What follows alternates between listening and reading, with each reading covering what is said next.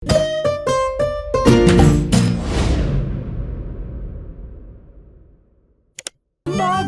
in Pika, dobra sta prijatelja. Medenjaki. Nastopil je december. Gozd je prekrila bela snežna odeja. Bibi in Pika sta posedala v Pikapoloničini hiški. Speciva medenjake? Je veselo predlagala Pika. Bibi in Pika sta se lotila dela. Hitro sta se vrtela po kuhinji, zagnetla sta testo in ga na tanko zvaljala. Pika je iz predala vzela modelčke za medenjake. Modelčke sta vtisnila v testo in začela peči medenjake. Ko so medenjaki lepo porjaveli, jih je Pika vzela iz pečice, jih predala v skledo in jih odnesla pred hišo. Hitro se bodo ohladili na mrazu, je rekla Bibiju. Takrat je hišo preletela neka sraka.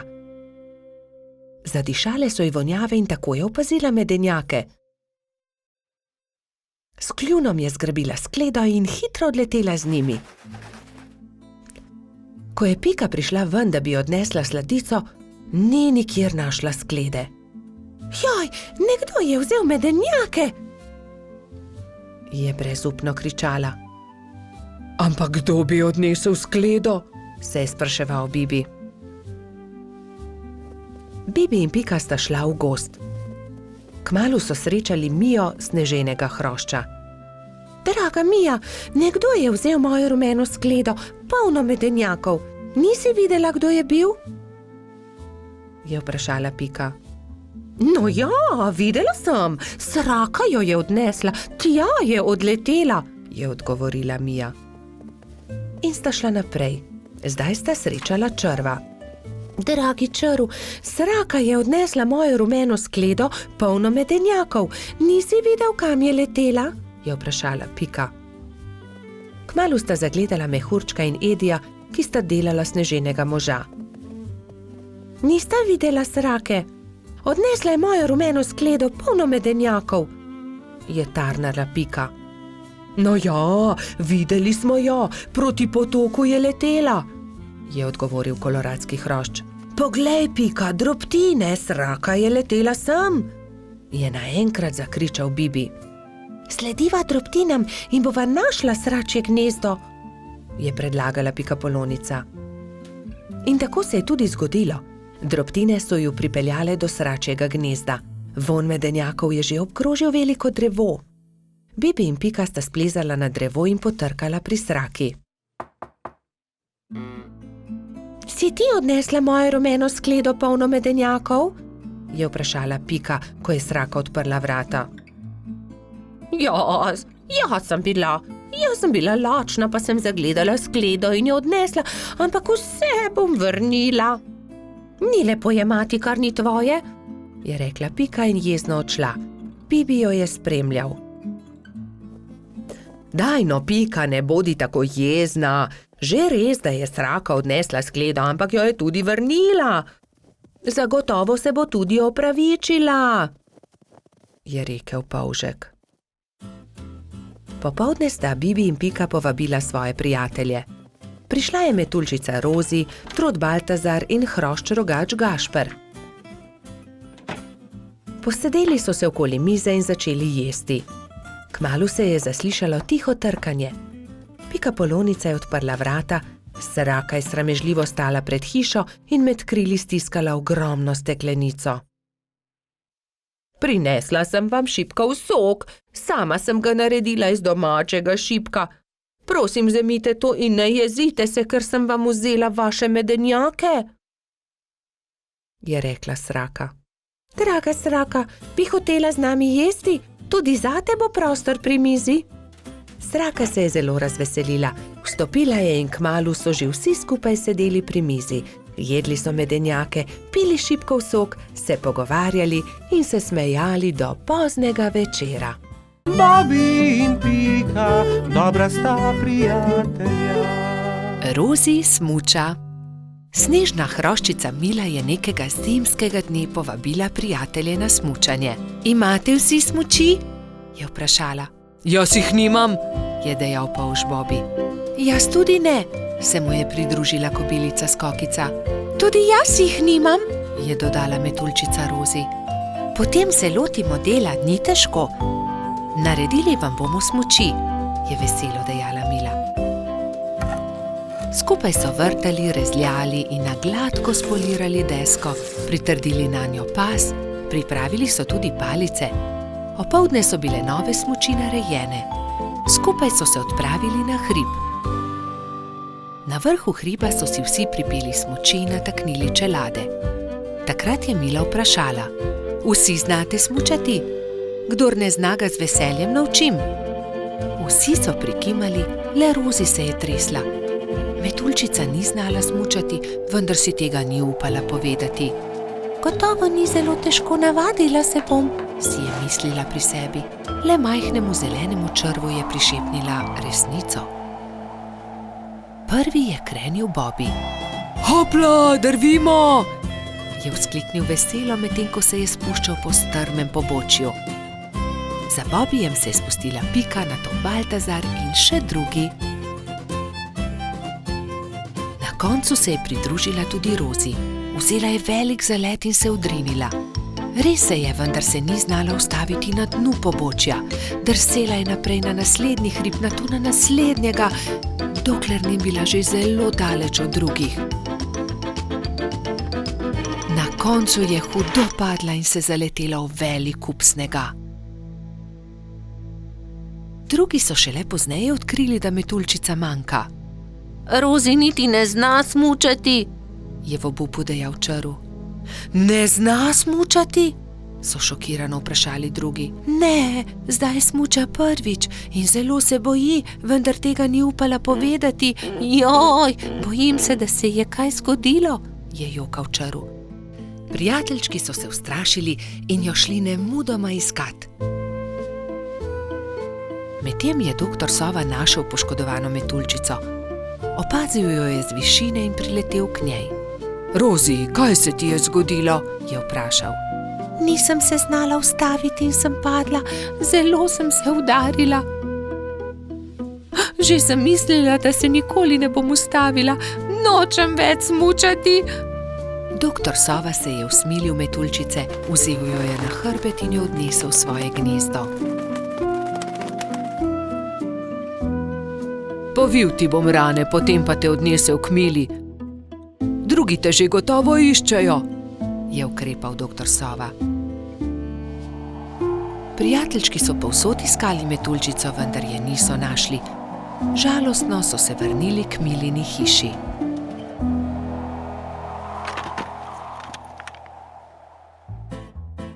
Rozi jih je že čakala tam.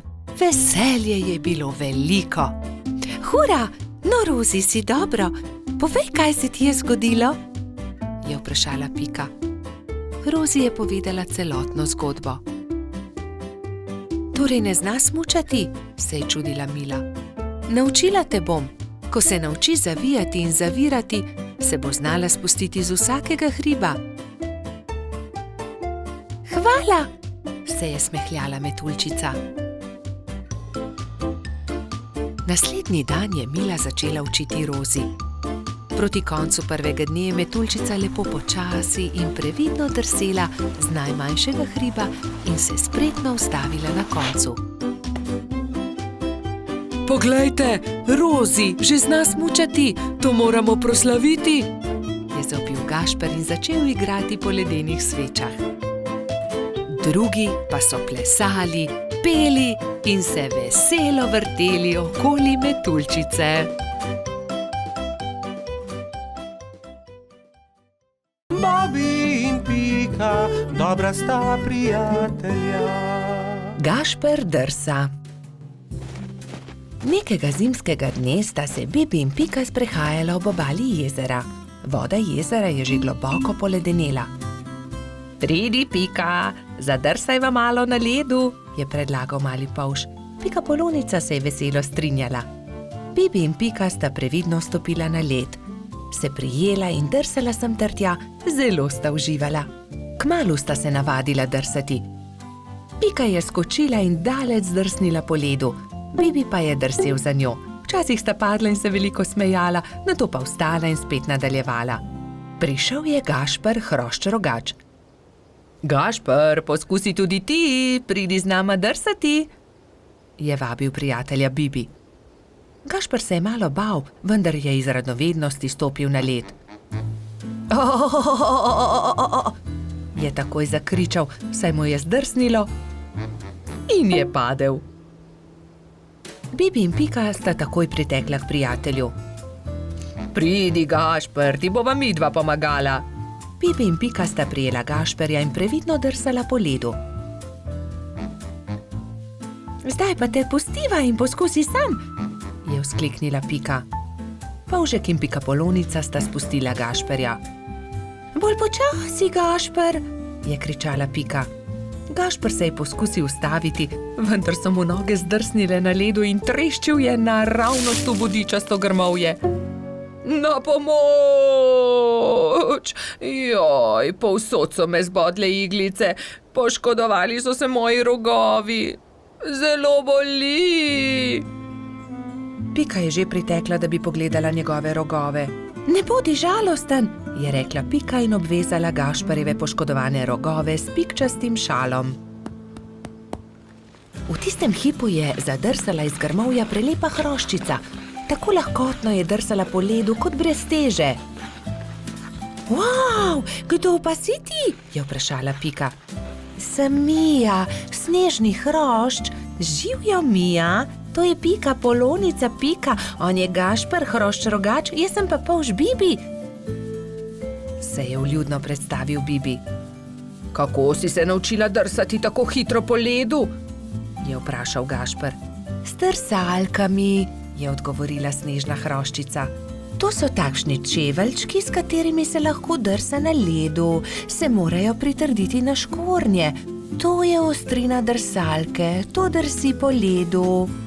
Si jih sama naredila? Je iz radovednosti vprašal Bibi. Ja, sama sem jih naredila, res ni težko. Če želite, jih lahko naredim tudi vam. Hurra, hurra! So naenkrat vzkliknili vsi trije. Bibi, Pika, Gašper in Mija so skupaj odšli do gozda. Mija je dobro pregledala veje, ki so ležale po tleh, in končno eno lepo in veliko izbrala. Nato so začeli delati. So žagali, brusili, dolgli, rezali, zvijali. Vsakdo se je lotil svojega dela. Končano je zadovoljno poročala Mija. Na mizi so čakali trije novi pari drsalk. Bibi in Piko je bilo malo strah nadeti drsalne plošče. Seveda pa je najbolj skrbelo Gašperja. Bibi in Pika sta se drže začela drsati po ledu, Mija pa je pomagala Gašperju. Glej, z drsalkami je veliko laže drsati na ledu kot škornji, se je smejal Gašper. Mija je dolgo časa držala roko Gašperju. Kar naenkrat pa jo je spustila in hrošč rogač je sam drsal naprej po ledu. Gašper se je kmalu naučil zavijati, zagnati in seveda tudi ustaviti. Uspelo je, znam drsati, je ob koncu dneva veselo vzklikal Gašper.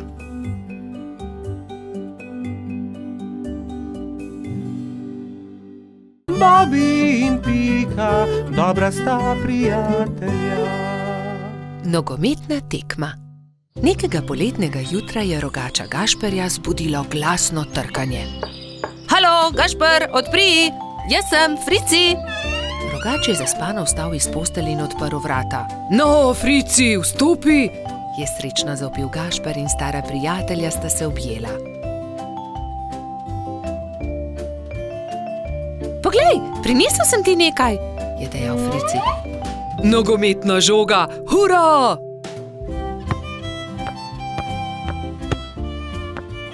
Ampak za nogomet potrebujemo moštvi, ga je opozoril Frici. V redu, sestaviva ekipi. Povejva vsem, je predlagal rogač. Po zajtrku sta se Gašper in Frici odpravila na pot. Potrkala sta pri vseh. Obhodila sta vse hiše in ko sta prišla do konca gozda, sta se zbrali dve ekipi. Za sodnika so izbrali Alfonza. Sešimo jim barvaste majice, je predlagala Lili. Modre so za eno ekipo, rdeče za drugo. Nogometaši so vadili ves teden. Te smo sešile za vas, je dejala Sapica in Gašperju potisnila v roke rdeče in modre majice. Hvala, sta dejali ekipi hkrati in srečni oblekli majice. Pika in Lili sta prinesli klopi in gledalci so zasedli svoja mesta na robu igrišča. Nenadoma se je oglasila Alfonzova piščalka in tekma se je začela. To je to, teci Bobi, je zavpil Gašper. Sem meni podaj, je zavpil Gumbi. Hura, to je to, se je veselila modra ekipa in se objela. Dajmo modri, dajmo rdeči, je bilo mogoče slišati iz občinstva. Ne velja, Frici, ne smeš z roko prijeti žoge, se je jezil Trot. Res je, Baltazar ima prav, ne krši več pravil, Frici, je strogo dejal sodnik Alfonz. Tekma se je vznemirljivo nadaljevala. Tudi rdeči so dosegli 2 gola, modri tudi, tako da je Gašperjeva ekipa vodila že s 3-2, ko se je igra spet ustavila. Frici me je spotaknil, se je pritoževal Gumbi. Da, tudi jaz sem videl, je dejal Alfonz. Frici, če bo še enkrat kršil pravila, te bom izključil. Kazalo je na zmago Gašperjeve ekipe. Frici se je nenadoma razjezil. Poglej me, zdaj bom zadev, je zavpil in odrinil Bobija, vendar je od sunka padel tudi sam in v bolečinah zavpil. Moja roka, joj, moja roka! Vsi drugi so stekli k njemu. Hitro stečem po doktorja Sovo, je dejala Sapica in se že odpravila. Če te ne bi bolela roka, bi te najraje izključil, je dejal Alfonz. Grdo si porinil Bobija. Da, vem, se je kesajoče oglasil Frici. Kako zelo boli. Prispel je doktor Sova. To je zlomljeno, moram jo dati v mavec. 4 tedne boš nosil mavec, na to ga bomo sneli. Pazi na roko, nič tikanja. Tekma se je končala zmago modre ekipe. Na povratno tekmo bo treba še malo počakati, je dejal Gašper in potrepljal Fricija po hrbtu. Kaj ne, da boš hitro v redu, ne povešaj nosu. Žal mi je, da sem kršil pravila, je ihtel Frici. Obljubim, da ne bom več nagajal, ko se mi pozdravi roka in lahko igramo pošteno povratno tekmo. Do takrat bi lahko malo okrasili Fricijev mavec, se je smehljala Pika. Pridite, vse vas povabim na malico. Prijatelji so se zbrali v Pikini pikčasti hiši. Vzeli so najprej flomastre in z lepimi slikami poslikali kozličkov mavec. Ko ga bo doktor Sova snel, ga bom obdržal za spomin, je izjavil Frici. Nato so se vsi usedli k mizi in do zadnjega kosa pojedli velikansko biskvitno rolado.